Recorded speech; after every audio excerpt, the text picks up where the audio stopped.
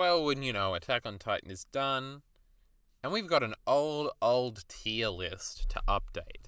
Actually, I should have done more preparation for this in the build-up. U4, I tried to click enter and I clicked 4. New laptop, keys are different. Let's go out. Is mine going to pop up first? It probably will because I'm logged in. Attack on Titan tier list. Let's look at what we had. Tier list. Get these fucking hack lists out of here. Put mine up on the big screen. This list sucks. So, oh, somebody just commented on it. I might agree with most things, but Jean being low and Connie and Sasha and Mikasa, wow, he's basically an A. I don't know what the fuck that comment was all about. This video came out in September the 19th, 2019. What a crazy time to be alive, huh? What would have been the most recent chapter back then? 22 probably would have just come out or something. This is a wacky fucking list, I'm not going to lie. So let's look at it for a second. We had Annie at number 1. This was pre the video that talks about me thinking that Levi is the best character in Attack on Titan because he's number 2 on this list. We were still fully in love with Annie. We got Kenny, Pieck, Gabi, Historia, Hanji, Kruger, Eren, Reiner, Magath, and Gross. In S tier, Ymir, Willie, Grisha, Bertolt, Erwin in A tier. See, when I'm exacerbating my speech here, it means those sons of bitches should be lower. You got Falco, Pixis, Sasha, Connie. That bump him up. He's an S tier character now, maybe. I don't know. Hitch, Elena, Floch, Kiyomi, Nile, Zachary, Kaya, Marcel, Colt, Porco, all in C tier down here. Our boy Onyankopon only in C tier. We'll have to correct that. So basically, if you haven't clued in, what we're doing here today is we're updating this tier list. Mikasa in C tier, probably just above D tier. Again, at the bottom of C tier, because I used to say that I hated Mikasa and Armin. That might be the biggest jump in the whole thing. We'll see that. But then we had Zeke, Jean, and Armin in D tier. Never change. Never change, old Mr. Entertainment. Never fucking change. It was a classic day when we put them in the D tier. Will any of them change? We'll have to see. This is a more expansive list. There are some characters on here that are going to end up in the no opinion thing. Let's try and redo this, because I get a lot of comments on this. I've been talking about redoing this list for a while now. I said wait until it's ended. The final chapter's been out for about a month now. I like that you can go back and watch my whole based Attack on Titan chapter review. I'm not saying that the review is based. I was saying the chapter is based because that's the title of the chapter review. So you better go and fucking check that out. I am recording. Everything is going swimmingly there. Look, we got stream chat that I just ended over here.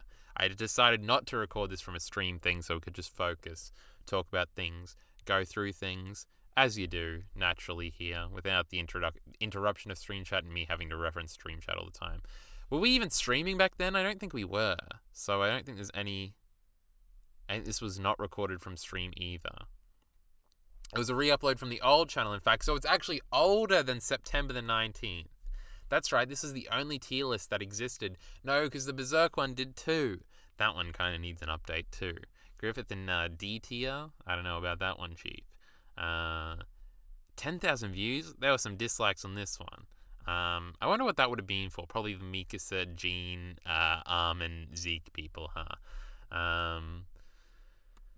Man, I forgot that was on the old channel. But this is for the new channel out here. Should we get stuck into it? I guess. Did I have anything else to do, introduction-wise?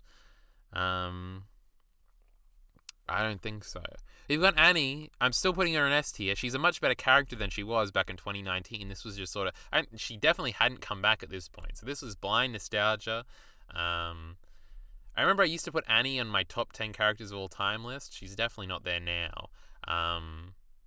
Obviously, spoilers, Levi is the best character in Attack on Titan. And I think in the most recent draft of that list, for a video about that I want to eventually make... a remake, because there used to be a video on the old channel about my top 10 favorite characters of all time, but that's changed drastically since then. I want to remake that video, and Levi is on there, but there are no other Attack on Titan characters on there, and Levi is very high up. Some points he doesn't even make the list, depending on the draft. If that video ever comes out, you can see. This was only made as of chapter 134, but I don't think any new characters have really been introduced since then. Ymir is on here, so... Annie became an actual legitimate S-tier character in the final arc here. Everything that's done with her character is exceptional. I really, really love the cute little hug her and Reiner have as she decides to maybe leave. Because she does the whole thing where she joins the Alliance. She's cynical and not too happy about it. She's kind of happy about it. She's like, I don't know about this. I don't know if this is going to work.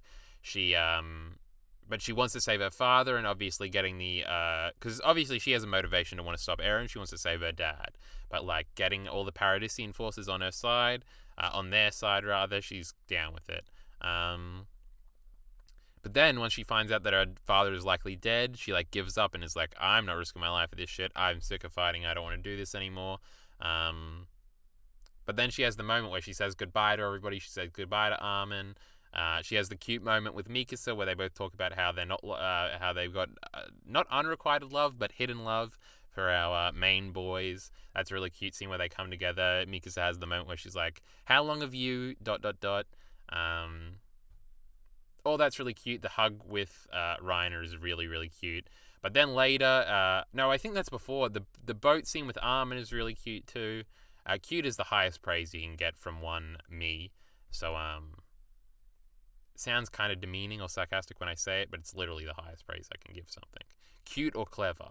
Those are the biggest descriptors, the most positive descriptors I can give anything. Her coming back on the back of Falco is another great moment to save everybody. It's all really good. Her reuniting with her father only to reunite again. Every Annie scene at the end, she got a lot of focus, and I'm very appreciative of it. What other wider points can we make about Annie's character? It's kind of, I talked about this in the Goodbye Attack on Titan video, which everybody should check out, because I have a sneaking suspicion that this might get more views than that, and that will break my fucking heart. Because goddamn, everybody needs to go back and rewatch Goodbye Attack on Titan. Edited, moving manga panels. You're going to want to see that shit. Bacon did it just for you. What was I saying? In that video, I talk about how it's sort of like the false, like, the actualization of the false acclaim her character had at the beginning. Her character at the beginning of the female Titan arc is very interesting. The reveal, obviously, is iconic. Her cool, like, she's actually undercover. Hold on, I'm going to cut the one dude from Levi's squad is really cool. Her transforming again. Again, the reveal. The flashback at the end where we get, like, the first indication that maybe the bad guys aren't the bad guys, with her flashback to her father that's touching and everything like that.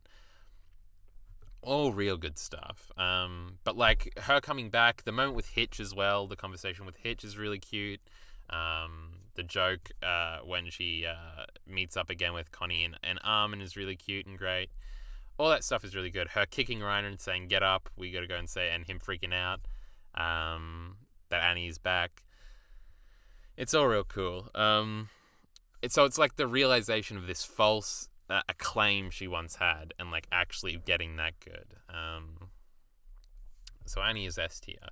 Now Armin we had in D tier. We'll put him in C tier. Armin, I fundamentally dislike Armin. I think he's annoying. I think he's whiny. I don't like him. I don't like the type of character that Armin is like, the trope he kind of embodies, of, like, the smart, kind of hiddenly dark, like, self-deprecating type character, which is kind of what Eren is as well, except he has some arrogance mixed in there, so you gotta love that. I like a lot of the writing surrounding Armin's character, the thematic stuff with understanding at the end. The last chapter stuff is really Armin's best stuff, I'd say. The conversation with Zeke, where he sort of becomes the thematic arbiter of what is true and good.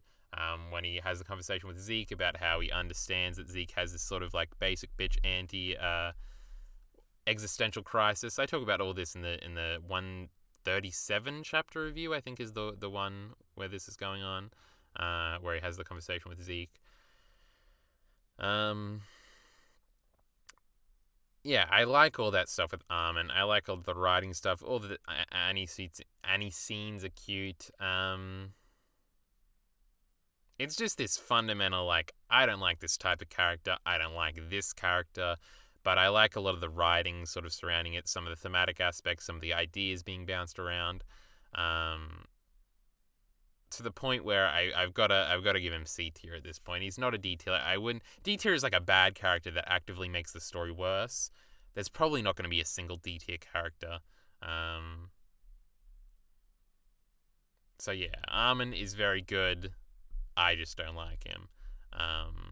And I think there's a difference, though I go back and forth on whether or not there's a difference.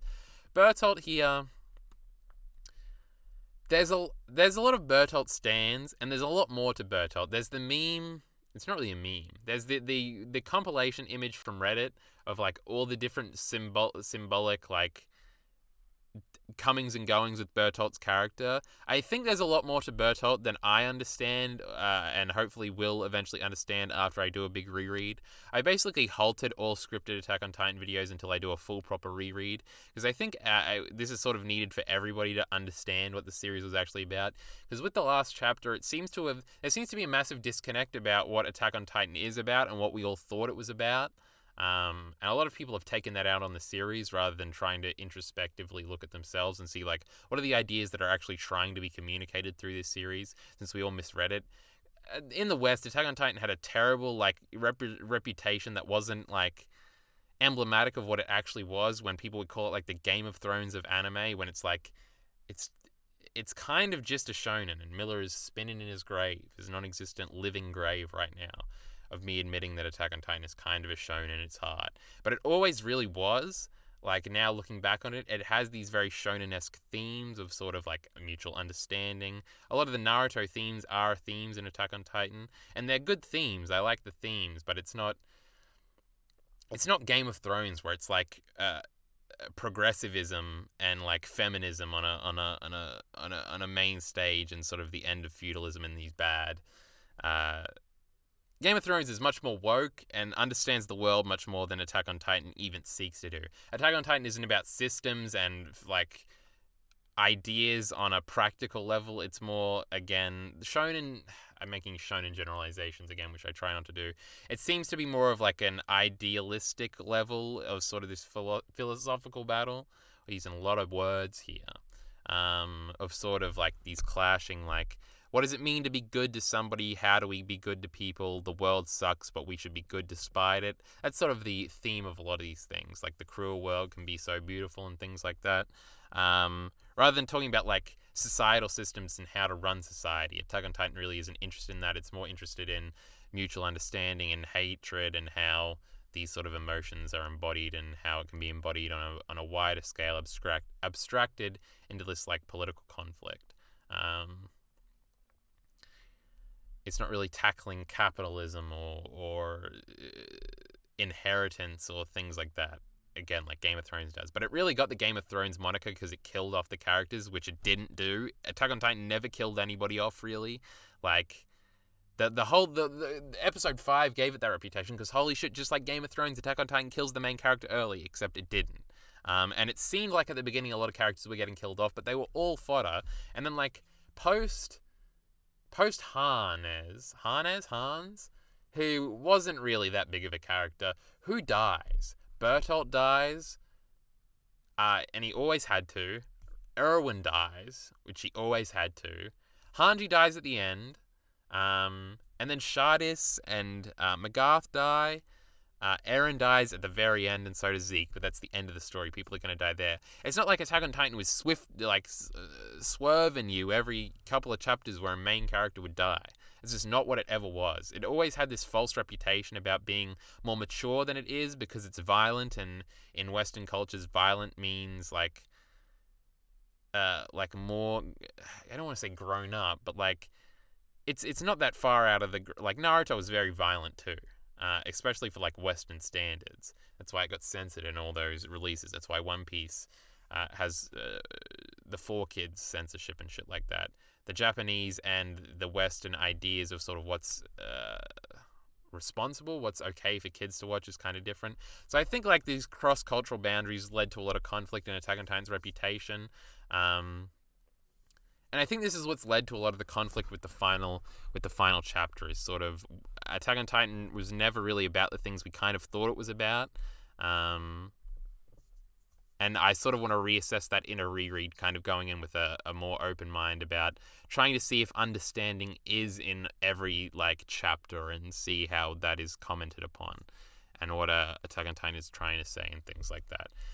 But this was all a part of Bertolt because I think Bertolt is deeper than anybody gives him credit for. People like to say Bertolt is just boring because he doesn't say a lot. Well, that's kind of the whole point with Bertolt. And that all goes back to where I started this conversation and this fucking diatribe on, which was that Bertolt, that meme image on Reddit of, like, Bertolt and all the symbols associated with Bertolt. Like, there is that scene where Armin wakes up after eating Bertolt, where he has the vision of Bertolt in Colossal Titan form crying. And that comes back at the end, and I sort of connected when reading it, when Bertolt comes back to help, when all the shifters come back at the end to help everybody. That is like a reference where Bertolt is crying again, I believe. And so I want to... Bertolt is sort of emblematic of this, of, like, I need to look more into Bertolt before I give a final thought. But as of now, I would put him in B tier. His like, last-minute, like, confidence is really interesting, and I like it a lot. Him attacking Mikasa and getting the better of her, almost. Talking to Armin. His, like, confidence in that moment is really cool. Him sort of becoming him accepting that he's sort of a villain and then sort of playing that role in the end there is interesting. He gives up on understanding at the end. And is trying to understand, trying to negotiate. He rejects that and therefore he dies thematically. He's punished for rejecting the main theme of the series, which he gets to acquiesce for, redeem himself for. Acquiesce was not the right word. At the end when he decides to help with all the other shifters at the end against Eren and all the former Titan shifters. Carla. Does Carla get a C tier or a no opinion? I think I'll put Carla in C tier. What's there to say about Carla? Kind of a mean motherly figure that Carla's kind of interesting in some ways. She has the he doesn't have to be special because he was born into this world speech, which I still don't entirely understand what that means. I think that's sort of emblematic of the thing too. I don't like when people, because I know a lot of people would, like, if a lot of people said that sentence, they would just say, well, that really didn't go anywhere. Where I feel like the onus should be more on the audience to understand that speech through investigating more, through rereading the series, rather than like, well, I still don't understand what that means, therefore it's bad, more so than my perception of what's happening is bad. That's just a mini thing. And the frustrations about the reaction to the final chapter is sort of like, people thinking that the problem is with the chapter and not with their perception of the chapter or things like that. That's a whole different conversation. But the Carla stuff, like her being a flirt and like being a waitress and things like that, her always sort of having disdain for the Survey Corps and thinking it's stupid and prioritizing like protection and things like that. There's interesting thematic things to be read into Carla's character that I haven't thought about too much.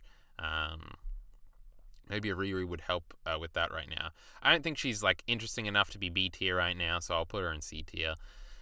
Colt, do we put him in no opinion or C tier? Colt is the protective brother. He serves that point. He's like a fodder character. Fodder character, I say that, and I don't mean it as dismissively as that's kind of used. I mean, like, he's a character that's designed to have an empathetic death, to affect Falco, to affect Falco's family, to affect Gabi.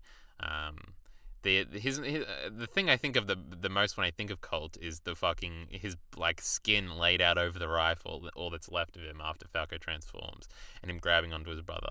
So that's all cute, I guess. I'm losing my fucking voice here. Shouldn't have streamed before doing this. Connie, put that boy in S tier where he fucking belongs. Now, he's probably going to be back end of S tier, but that boy got some development at the back end of that fucking series, didn't he? The killing off of Sasha did wonders for Connie's character. He got to be focused. He wasn't just one of the two comedy boys and girls, the girls. He got to be his own character. He has his own motivation, and he nearly goes dark. pissed off Connie at the beginning of the post-Marley arc. When they get back on Paradis, he's pissed off. Eren's laughing at Sasha's death. People are fucking him around. Yelena's taking hostages. Niccolo's betraying him, maybe. He's yelling at people. He's pissed off. He's mad. This culminates in him trying to feed Falco to his mother, and him and Armin have to come into the understanding, him saving Armin from jumping into his mother's mouth and things like that. Coming to the realization that we got to try and help the people. Then him shooting Daz and Samuel. Connie's got a bunch of fucking epic moments towards the back end of the series. Isayama did that boy justice. I love it a lot. New haircut, looking sexy. You got to admire that as well. We've been all over the place in this tier list. I'm understanding. I'm beginning to understand, rather. But what else is there to say about Connie? Does he do anything at the very back end? The final moment with him and Jean before they transform is really good. I don't think that's like made irrelevant by the fact that they didn't actually die. I still think that's an interesting character moment. I don't know if there's anything else too late. It was sort of handled in 126 was like the big Connie chapter, and then afterwards with the Daz and Samuel stuff. But yeah, put that boy in S tier where he belongs. Zachary, I think he's a wacky C tier. I thought about B tier for a second. There's not too much to Zachary. He's kind of just like a weird masochist that has gotten power and kind of is a tyrant that needs to be removed. But then he gets assassinated and you're like, not like that, boys. We could have handled that in other ways. He has like a plot to feed Eren. It's interesting. He's an early victim of the Uprising 2.0 arc. Right after the Marley arc. But what he's there for and what he's implied to have been doing is all interesting, and I like it.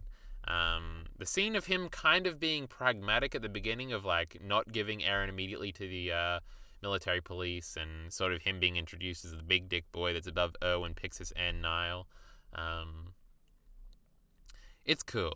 Especially since he's like the pragmatic one, but then he ends up being the wackiest, most kind of corrupt one. The poop machine is, of course, a meme that will live on forever. So, yeah. I think this is Daz. Daz gets like a C tier. His death was very memorable. It was one of the cooler moments. I don't know if it's one of the cooler moments of the back half of the series. By the back half, I mean post-Marley arc. I'm going to say that a lot when I don't mean half, literally. There's a million cool moments in that. It's the best arc, so... but it was one of him and Samuel's death, their reintroduction just to be killed off because we couldn't understand them, and Connie's frustration and having to shoot them.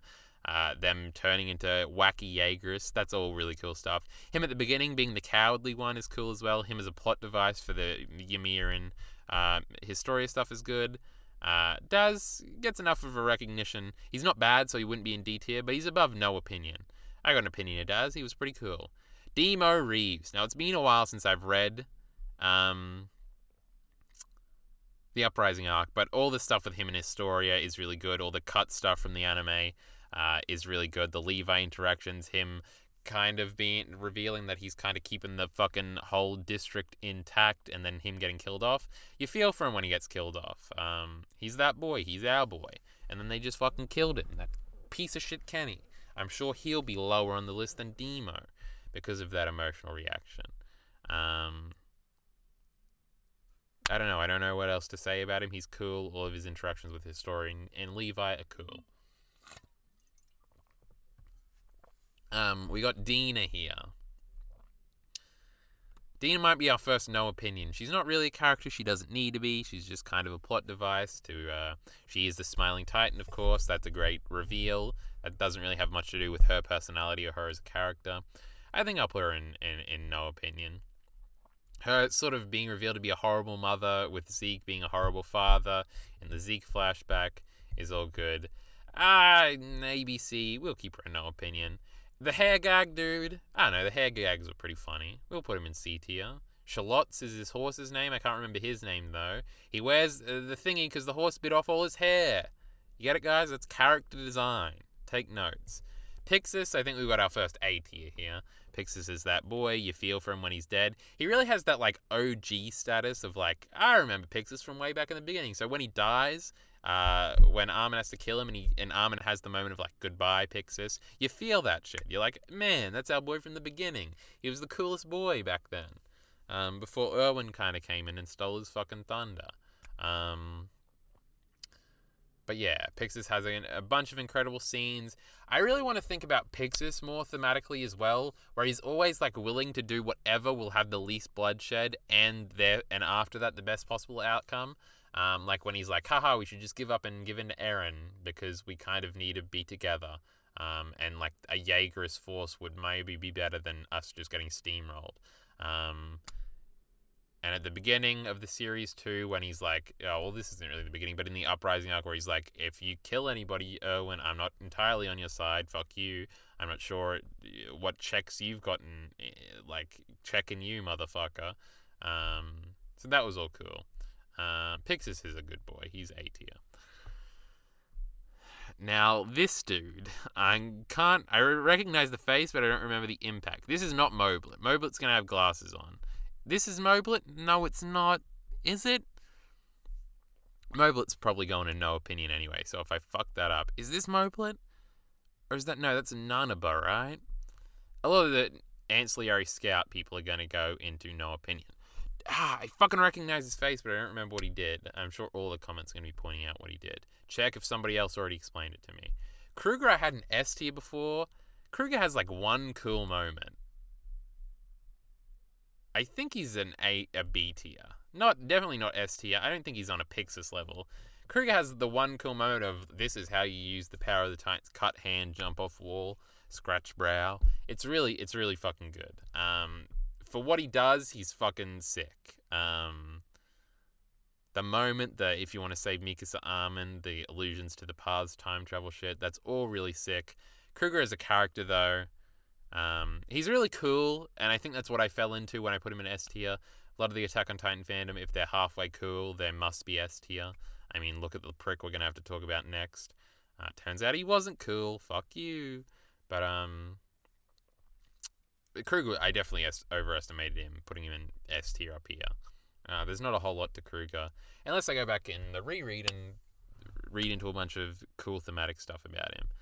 Which is entirely possible. But for right now, the top B tier ahead of Bertolt. There we go. I think we'll put Eren in A tier. He was definitely not S tier for like the last year and a half. He's not been S tier. I never really understood the admiration for Eren, besides the fact that he got really cool, and then everybody was like, no, he got character assassinated because he wasn't cool in the final chapter. Eren fundamentally doesn't become the cool badass people thought he became. He's still very much the short-haired Eren. This is revealed in the final chapter, of course. It's kept a mystery, like Eren's motivations. We're given hints here and there about him slowly going insane because of the pressure of being almost an omnipotent, like, knowing everything being, controlling everything being, until he's allowed to actually vent to somebody, which is Armin in the last chapter, and then he finally gets a lot of that humanity back. Which is interesting. Is the series kind of asking for it? I feel like Isayama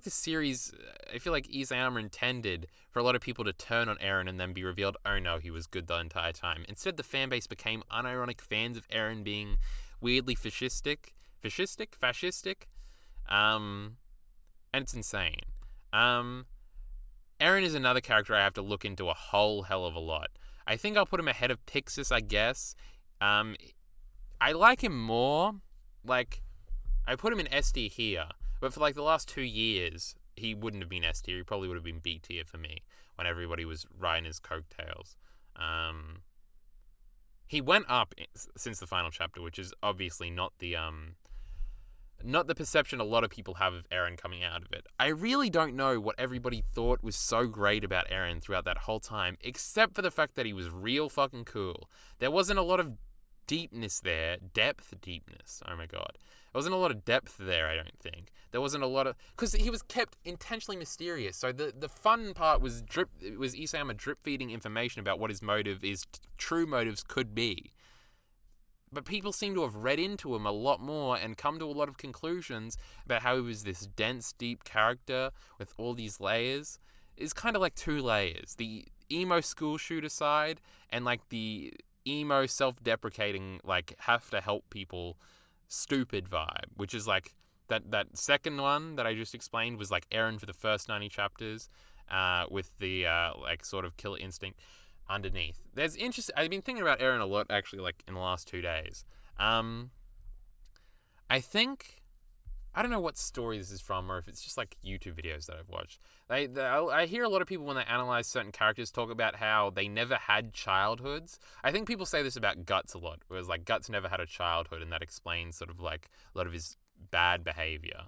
I guess he's a very bad boy. Killing Adonis like that wasn't very good. And I've been wondering about that in terms of Eren and Mikasa recently compared to Armin, and sort of Armin. Traumatic shit happened to Armin. A lot of people he loved died, but he didn't have to see it. Whereas Mikasa had to see it twice, and Eren had to see it that one time, and it made him very angry, if you remember.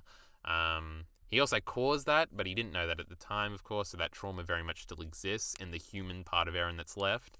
And sort of that, like, I feel like going back now, looking at it and trying to compound, especially in the final arc, of the, like, God knowing everything Eren with, like, the sad boy Eren will be very interesting, and maybe I'll come away with a lot more of a positive outlook on Eren's character.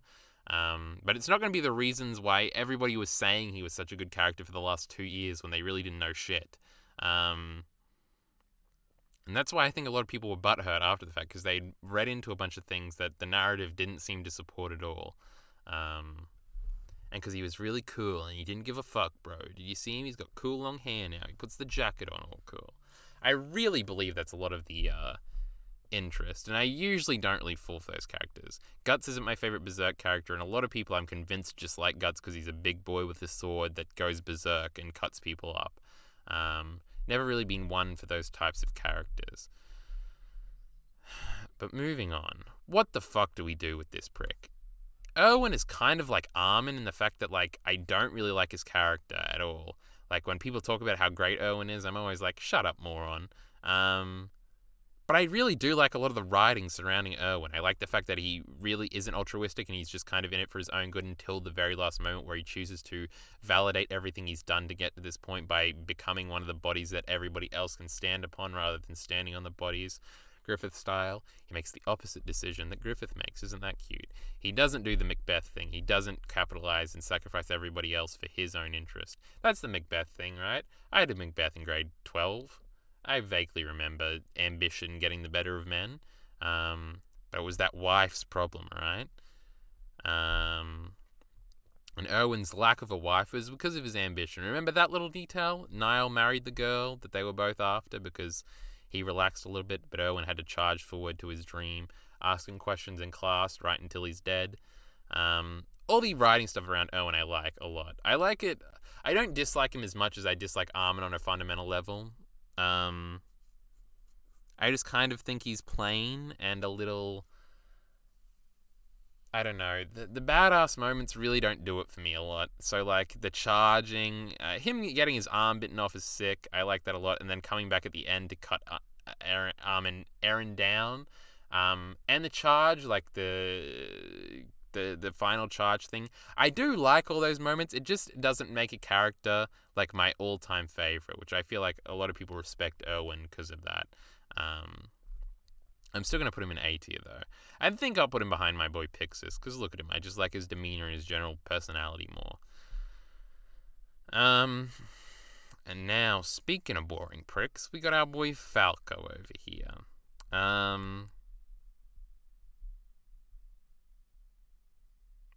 don't know. Do I put him above or below Armin? Me and Minty used to always just make fun of Falco for how boring he was. Falco is a boring good boy. And I like to beat up boring good boys. Look at Armin. He's right here. The Armin riding is probably better, I think. Falco's Titan design is sick, though. Does he get points for that? He is a useful plot device for Gabi a lot of the time. And we know where she's going. I think I'll put him in B tier. Falco, I didn't fundamentally dislike Falco again. He's not as bad as Armin on a fundamental level. And my personal dislike. he's just kind of a fucking nice boy. And we hate nice boys. So we're putting him in B tier, because that's the pinnacle of hatred. I don't really have much more to say about Falco. That's kind of the point. Faye is cute, and she dies a cute death. By cute, I mean good, for the narrative. I don't know, Faye was cute enough to get the emotional response of being, like, sad that she's getting eaten by dogs. We'll put her in C tier. We got Flagle here. Now let's not get crazy here. Flagle's alright. Him sitting on the dude after the fact and saying he's going to protect the city is cool. Him reoccurring. Him at the end not being down with these fasces. It was pretty cool. But he ain't his father, alright? Let's calm down. We'll put him there. Floch. I think we'll put Floch in B tier. I'm trying to figure out where, though. Floch is probably a better character than Bertolt, right? Floch is like the punching bag. That's kind of his entire purpose. He's like the secondary main antagonist. He's just sort of like this irredeemable prick who we give some redemption at the end. We're all supposed to be sad that Floch's dead, and we kind of are. But like him continually getting humiliated, like by Gabi shooting him out of the sky, Mikasa killing him when he's trying to sabotage the plan and not being able to do it, Kiyomi flipping him over, giving all these psychotic speeches. And he's very effective in that use in the narrative.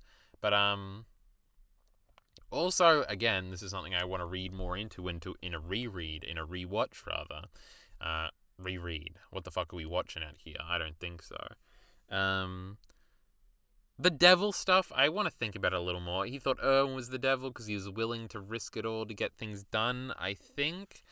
Or just that he thinks we have to be devils to get...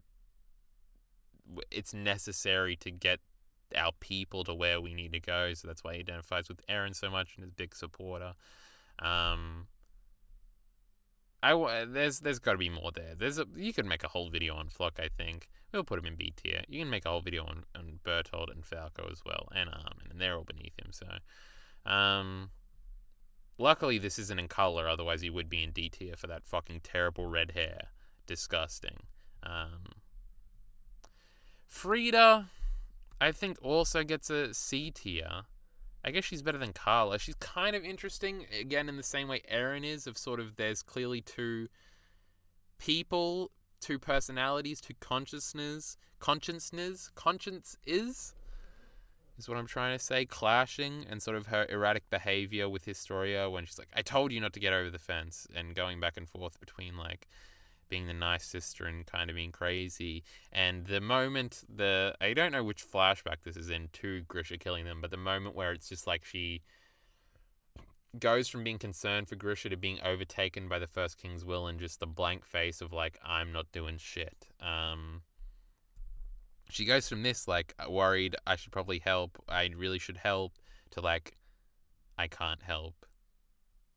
Let's just do the thing here. Is really good. That's a really cool moment. I don't know if there's much more to say about Frieda. Titan design is pretty cool. She's pretty cute. The King. Old King Fritz himself. Where do we put King Fritz? King Fritz is a part of some of the most interesting stuff in the entire series, some of the best stuff in the entire series, and I'm not just talking about 122. The laptop is going flat. We do need to speed this up. But his character doesn't have a lot.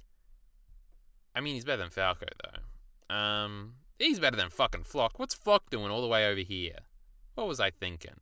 What the fuck is Kruger doing all the way over here? There's not a lot of the King, so I can't put him any higher, but he thematically is in a lot of my most interesting, most favorite stuff. Why did it just zoom in a little bit there? I'm not going to fuck around with the mouse.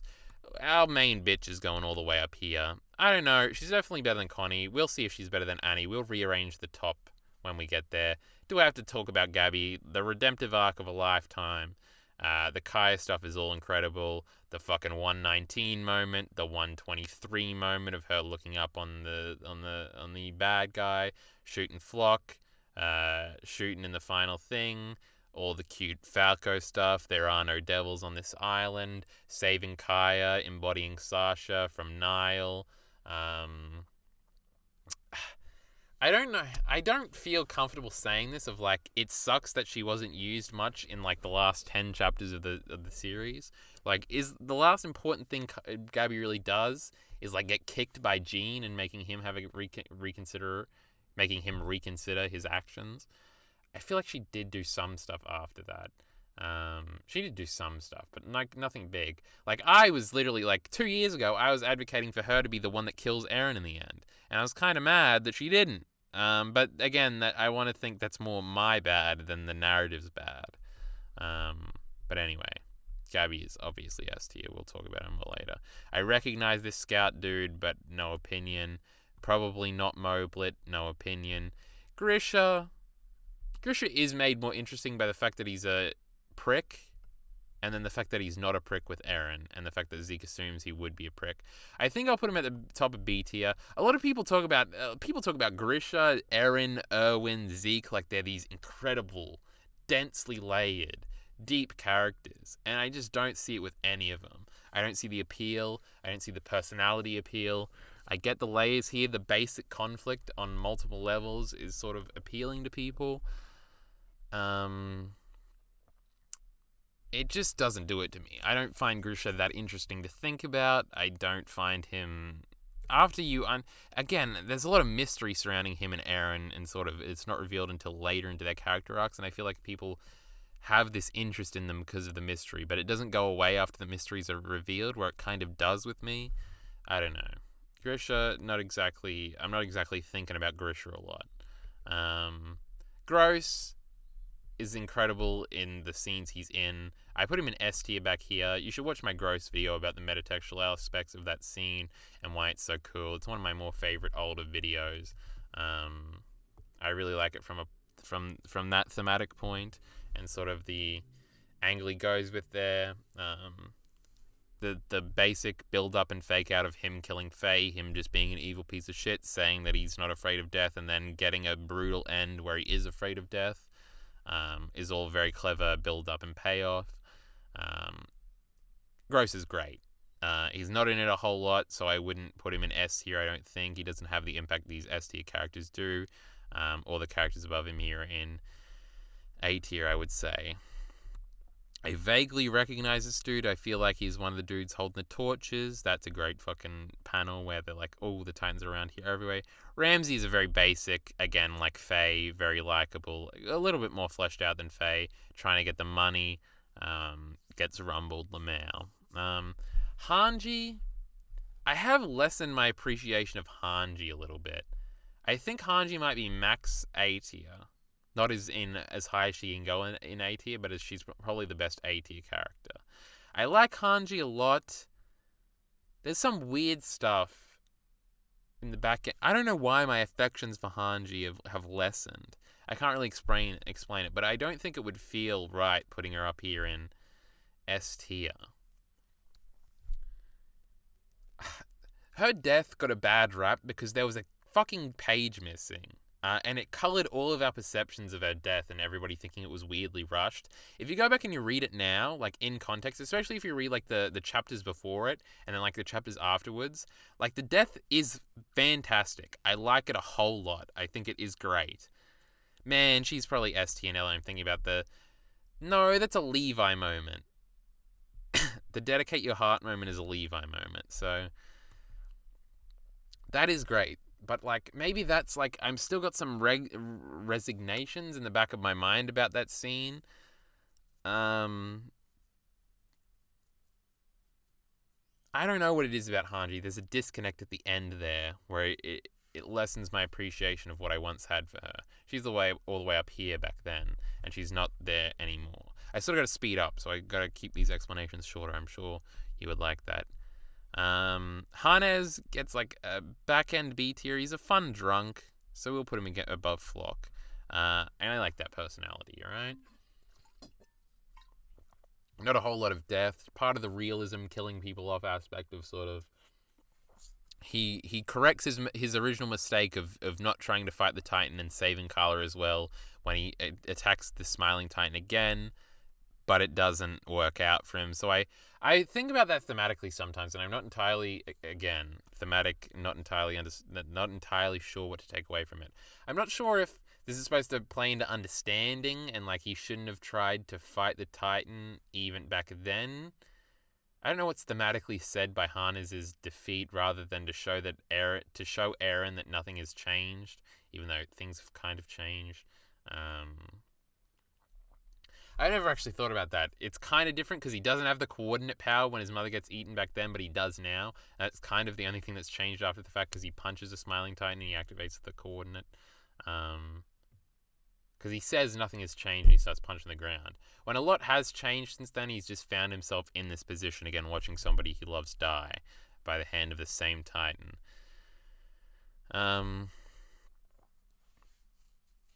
But I don't know. I have to think about the Hannes thing a little bit more too. Hannes is cool. Historia gets an S tier, based off just the Uprising arc, because it's really the only arc she's really active in. I'd probably say she's better than Connie there. She is spectacular in that arc. I know a lot of Historia people are very mad that she didn't really get a role in Return to Shiganshina, and she didn't really get a role in the final arc at all, because we had to keep her a mystery to the end. Why did we have to do that if she really didn't know anything and if it wasn't Eren's kid? She really didn't have a place. She just got to be sad and let everybody else do it. Again, maybe there's something thematically being said about Historia's character there that I am not picking up on. I always thought it fascinating that like Historia is just like a puppet ruler and really has no power, just like the king that came before her. And sort of the implications of that on like a societal, governmental level. It's interesting. I have to think about it more, but Historia's sick. She has a bunch of cool moments in the Uprising arc and other stuff. Her being happy with her little baby, that's cute. Fucking the farmer because she wanted to, not because Eren was the main character, was also cool. I remember talking about that as far back as this old chapter, this old tier list coming out. Hitch is like the sexiest, and that she gets points for character design because of that. She's also fun, and her scene with Annie is really good. So I am putting her ahead of Grisha, Kruger, and Bertolt because she's sick as fuck. I feel like this is one of the people that dies at Utgard Castle. I hope that's not supposed to be Ymir. I don't see her. I don't think it is. I think I'm just not seeing it right now. Jean, we'll also put in C tier. Jean is another character I fundamentally dislike, just like Armin. That's why he was in a D tier before. I don't like Jean. I never have. I've always found him annoying. Not because he was mean at the beginning, just because I don't like the kind of archetype. But again, I like the character writing surrounding him. It's just like the Armin situation. Just like when we get to the Zeke situation. I don't know. There's a shit ton of stuff to get into with Jean. But we're running out of time. I just want to place him there to let everybody know I like him more than I did before. Reiner's mother gets a C tier, around where Eren's mother. She's got more fleshing out than Carla. The moment in the final chapter with her and Reiner about, I'm glad you're not the armored titan anymore is really cute. Frieda, get the fuck back there. It's fuck you, exactly. Reiner's mother is a cool, interesting character. I like her a lot. Kaya is kind of annoying. I kind of don't like her. Thematically, again, she's poignant. I'd put her maybe behind Reiner's mother. All the stuff with Gabi. Again, Gabi is surrounded by characters I don't care about that much that make her better. Kaya is one of those like Falco, like Niccolo. They deserve praise and being around Gabi and making her better. But yeah, Kaya. This dude, I honestly have no idea who it is. This is the only one I don't even recognize, I don't think. I assume he's like a fodder military police or scout dude. though I'm not entirely sure. Maybe he's a Jaegerist? He's got a scar on his face like he's been in a battle or something. Shadis gets a B tier, probably behind Dimo Reeves. He has like a tragic thing. He finally does good by the end when he goes out with Magath, helps stop the Jaegerists, helps save the world, tells the glasses dude to infiltrate the Jaegerists, and he ends up becoming the leader, which will eventually lead to a peace agreement. Shadis was a big part to play in saving the world, which was all cool to see him come full circle. I like the militaristic, angry sergeant secretly being like this pathetic loser. Sympathetic, pathetic loser, and then actually coming to be like a somebody that everybody could look up to by the end. It's a cute little character arc. Put Kenny at the top. We'll put him here for now. I'm not sure how I'm going to rank the top. Kenny might be the 6th best character in Attack on Titan. We'll see. Do I have to talk about Kenny? I love everything about Kenny. I've made a bunch of videos about Levi and Kenny. If this thing with Isayama that linked recently, talking about chapter 69 being his favorite, that Kenny chapter is incredible. The shot of him and Yui staring out over the thing, him wanting to understand Yui, that's all fucking spectacular stuff. Incredible, cool shit. Kiyomi is pretty cool. Not as cool as Dimo Reeves, I don't think. She's pretty cool, though. Kiyomi's cool. Remember when she flipped Floch over? That was pretty based. Well, we know where Levi's going. Put him in the S-est of S tiers. Best character in Attack on Titan. I have a whole video about it. We'll talk about this when we get to Zeke more, but the Levi killing Zeke is the greatest moment in Attack on Titan ever. I love the melancholy and the realization of that moment. Zeke being ecstatic to be out in the world, having overcome his existential crisis, realizing that you can push forward no matter how little time's left, no matter the lack of time you have left, to benefit everybody by letting Levi kill himself, doing Levi that favor, and Levi understanding that this isn't a big grand moment where he's going to pump his fist in the air and wave the scout flag. The melancholy on his moment after he does the clean cut, the clean decapitation, the close-up of his face.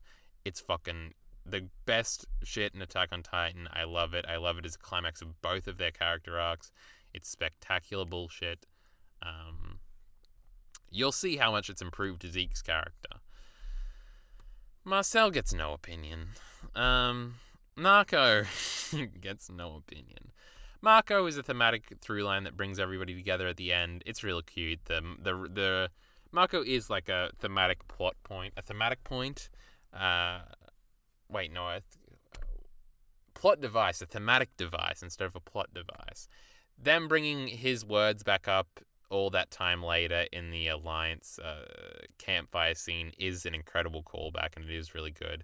Marco being like this mysterious kind of character that sort of like is really intelligent but plays himself down a little bit. There's probably more, again, thematically to read into Marco than I'm letting on. But as of now, I'll put him in C tier here. He's pretty cool. Marlo, I think, can go on B tier above Hannes. He is more fleshing out than Hannes. I don't like him thematically as much as the king. Marlo being a fodder character in the end is interesting. The fact that he was probably always made to die and sort of being like this kind of Eren parallel that doesn't succeed, doesn't tell Hitch. That sad melancholy of him being the character we care about besides Erwin that dies in the charge. He needed somebody like that in there. Him thinking back to Hitch right before he dies, thinking about how she's probably comfy in bed.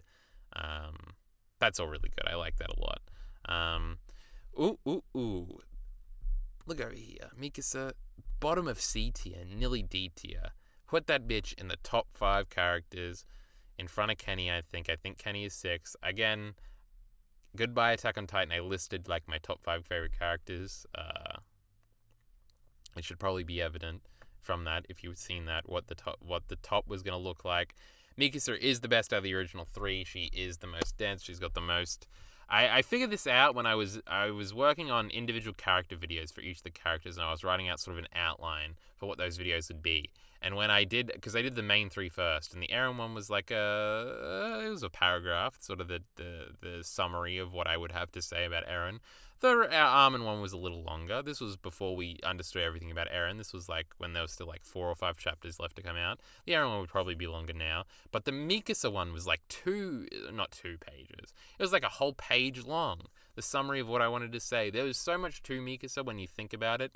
The fact that whether or not she's in love with Eren or she's just in love with a peaceful previous life that she's built up in her head that never really existed and doesn't exist now, her conflict on whether or not she could kill Eren if need be, her ending up doing it, her holding the decapitated head and acting like it's not weird, her weird attachment to Eren throughout the entire thing, her not having a childhood just like Eren.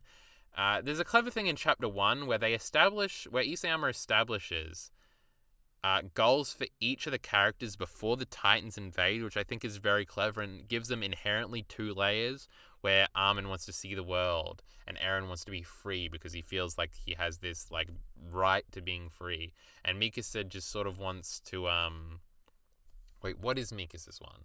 I remember writing this out. And Mikasa's one is just kind of to like protect Eren and things like that, I think. I remember they all had 2 layers to them, and then after the Titans attack, they all get a different layer. Mikasa's is to directly protect Eren because Carla told her to. Eren is to kill all the Titans, and Armin is to try and like navigate this awful situation and overcome his cowardice. And I feel like Mikasa's is the most fleshed out there. I think there's a lot to Mikasa's character. I don't think she regressed because she put the scarf back on. That's obviously not what the scarf means. Expecting her to reject Eren or forget about Eren completely is stupid. Mike, you can have a C tier. Remember, you have that cool thing. He's a second best to Levi. But he was really just a fodder boy all along. He's better than Colt. This is whatever his name is, Marcel, Moblit. He got a little bit of characterization. More than this dude. When he died, when Hanji flashes back and says, like, Moblit pushed me down the waterfall, we were like, boy, Moblit's dead. Unless that's not Moblit, because I know I fucked that up in the past. Sasha's dad can get a B tier ahead of Falco, I think. He's thematically very dense. The forest speech is really good. It's better than all this stuff. Better than Flagel, I think. Better than Shadis. Better than Kiyomi. Better than Dimo. Not as good as Bertolt. Mr. Leonhardt. Now that's a melancholic boy that just wants to see his daughter again, and his absolute devotion to that is cute. We're going to put him behind Dimo. Connie's mother, no opinion. No characterization. This girl, Nanaba, I think, no opinion. Niccolo, somewhat of an opinion. Him being a prick was kind of cool. I'll put him behind Marco, behind Reiner's mother. You can go with Kaya. Pastor Nick, now that's a boy we all grew to love. We'll put him in C tier, somewhere around here. The girl that gets her head shot off by Kenny, no characterization. Nile, that's our boy. He helps everybody out in the end. He has the cool moment where him and Falco come to this understanding. He's talking to Falco, and the Nile death is sad. Put Nile up there with Bertolt here. We love our boy Nile. He's got a bunch of cool moments throughout the series. He trusts Erwin. Udo, you get a C tier. You bit your tongue. That was a funny gag one time. Onyankopon, put that boy in A tier. If Hitch gets to be A tier for being sexy, Onyankopon gets to be A tier for being our man. That man, he flies the fucking plane. He crashes that plane. He survives. He is not racist. That's enough for me, I guess. Boy from the media company, no opinion. I don't know who that is. Pieck, do we put her in the top 5? If in Goodbye Attack on Titan she was in the top 5, but it was a gag, so I could talk about how hot she was. I've done that quite a bit with Hitch in this video. Pieck is lovable instantaneously. There's a reason why everybody like intrinsically falls in love with her. I am one of them. So she's up there. We're going to rearrange the top 5 if we have time. Porco, the meme boy. He was kind of a prick sometimes. That was cute. He's better than Falco. We'll put him there. Porco kind of like the undercooked dude. Again, the thematic resonance with him thinking like taking Reiner's spot at the end and feeding himself to Falco is cute as sort of a coming full circle. Oh no, I don't know which one I put here, but they can go together. Reiner. Now we're putting that boy in A tier too. Ahead of Eren, I think. Reiner, again, another character people talk about being so dense and so interesting and things like that. To a lesser extent to the other ones I named, like Erwin, Eren, Grisha.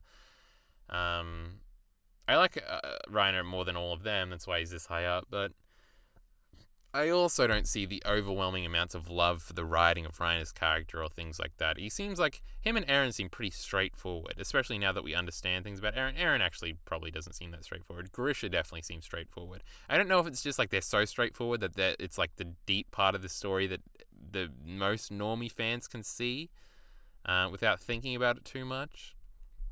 But Gabi is definitely like that. Just done far more effectively with a lot more personality. Reiss, he was an interesting villain. I like the flashback you get of him as Historia cuts him up. We'll put him ahead of Dimo Reeves. I like him as a villain. This dude, he's drinking wine, talking shit. You gotta respect that. This is Reiss's father, who's I'm gonna say no opinion. I think that's who that is. Or is he the other media guy? Whatever, not really an opinion. Samuel, we'll put him with Daz. We'll put him beneath Daz, though. We'll put him at the back end of here. He served a purpose. Remember he got screwed in the leg by Sasha? Sasha gets a B tier. I refuse to believe anybody cried for Sasha. That's pretty pathetic. She's okay, though. She's not as good as her father, though. Sasha's death allowed for a lot of really good character writing. All the food analogies about how Niccolo loved to cook Sasha food. Again, I've talked about how much I fucking despise that shit and how cringe I think it is. It's so funny because it was emblematic. There was that one episode which adapted the same stuff from the manga where there was, in the same episode, there was the terrible, like, cringy, nobody talks like this analogy about how Niccolo was in love with Sasha because he cooked food for her and she liked it, which is just awful and terrible and bad. And then, like, right after that, Sasha's father gets the speech about keeping the youngins out of the forest, which is a great thematic speech. And it's sort of like, how did the same person write these two back to back in the same chapter? And the common poison there was Sasha. Whenever you have to take her food gag, that was a gag that got out of control that everybody apparently loved her for. Seriously, it was awful. And Sasha's father, look at this dapper gentleman with his hat, taking his hat off, about to fucking talk about the themes of the story. Put that boy McGarth here. I nearly said S tier, but he's not better than Hanji, right? And I've got Hanji in A tier. Is Connie better than Hanji? I think so. I really like the Connie stuff in the back end of the series. So I think we're going to keep that like that. Kasavier is pretty cool. Is he cooler than Grisha? He might be. Kruger's cooler than Grisha. Bertolt's got more stuff to do than Kasavier. I think that's where we put it. The flashback stuff is cool. Kenny's second in command. She was cute and fucking fierce and shit. She was killing people. You gotta like that. Put her above Moblit, above Colt. Oh no, oh no. The laptop is going dangerously close to being flat. I gotta turn the brightness down even more. Why do I still have all of these open? Hey, don't read that, YouTube. Don't read into all of my video scripts that are coming out soon. Lamau, he got trampled. Yuri was really interesting as a character. He has a lot of, like, he's a whole vibe check, but again, it's sort of like Frieda is a more fleshed out version of him, I guess, but he looks cooler, so we'll put him in B tier. Our boy Willie, he never came back. I wish he did. We'll put him at the back end of A tier, I think. All the Willie stuff is really cool. I don't like him as much as any of these characters, though, I don't think. Yelena, I think, also gets an A tier. Nah, Yelena can go here. Yelena is interesting. She's crazy. She's a lot of fun for that reason. Ymir, original Ymir, is an A tier. I think she might actually... Ooh, Hitch, you're probably going at the back end. Gross. Yeah, I like her more than Erwin. I think we'll put Ymir here. A lot of cool stuff there.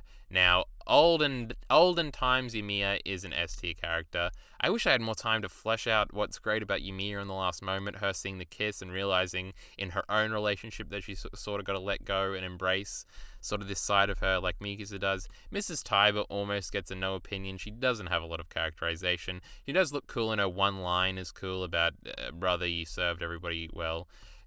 Zeke, if you remember, was in D tier, but is now in S tier. I'll put that boy in S tier. Everything at the back end of Zeke's character, every Zeke stan is a moron and doesn't understand why Zeke got good at the very end. Him toiling away with the sandcastle is iconic. I love it. I love the childlike, pathetic wonder of him, sort of moping around in the sand. Again, he's not being cool, so the Attack on Titan fans don't like that. Everything before that was forgettable, and I didn't really care about Zeke at all.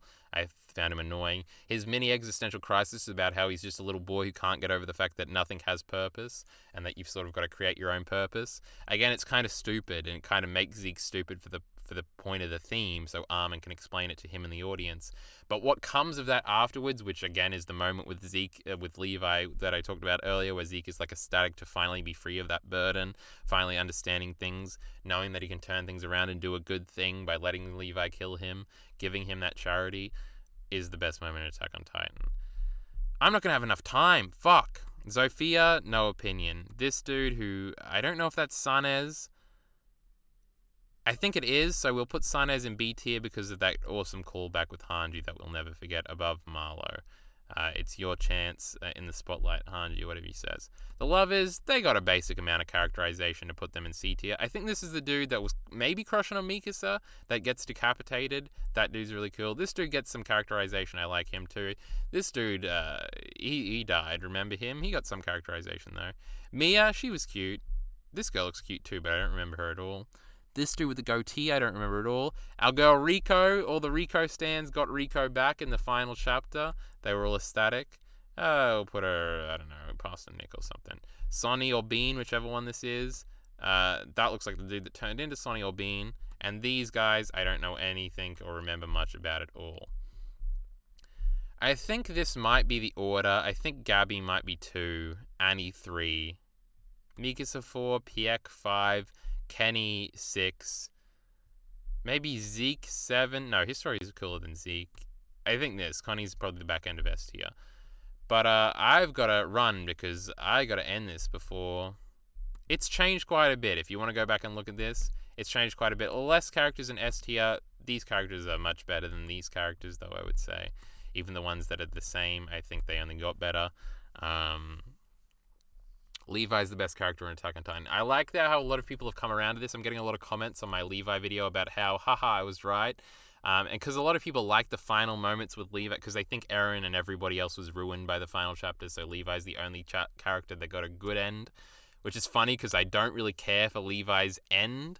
I like the wheelchair stuff. I like the fact that he probably has a fake leg, and that's why he's in the wheelchair, and that's why he's resting his other leg on it. That's another... Going through that last chapter, if you reread it, you'll constantly pick up on new shit and new hints to other stuff. Levi probably having one bad leg from where the Titan chomped on it, that's why he's in the wheelchair, because I know a lot of people are like, why is he in a wheelchair? His leg probably got fucked up. I'm pretty sure it got amputated, and that's why he's in the chair, which is a cute little detail if that's true, or if that's just what's implied. Again, the Jean joke with Jean ending up with Mikasa is implied. Mikasa and Annie ending up getting together. Eren's incel moment, realizing that Jean is probably going to get with Mikasa in the end, is all super cute. There's just, you got to go back through and realize it. With the bird and everything about the bird and Mikasa starting to move on. The last chapter is really good and I like it a lot. But I don't really want to talk about it in too much depth until I've done a full reread. But here is the final tier list. I think it's pretty poggers. If you disagree, you're wrong. I've got to end this fucking video. Hopefully there'll be more scripted videos coming. I know I've been lax on videos in the last whole 3 months since Core Themes and Turn Your Context and Attack on Titan came out. That's my best Attack on Titan video. It's one of my best videos ever. You should all go and watch that video. Link in the description. Go and watch Goodbye Attack on Titan, which is my recap for the last chapter. Not my recap, my goodbye as the last chapter came out. Bacon edited that. He has moving manga panels, time to music. It's sick. Go and watch it. You'll love it. It's a shame that not a lot of people know about it. But I'm done chilling all my recent Attack on Titan videos. There'll be more in the future. This tier list was fun to make. If you disagree, again, you're wrong, but feel free to talk about being wrong in the comment section. Or come and argue with me about it in stream chat. With that being said, support links in the description below. Thanks.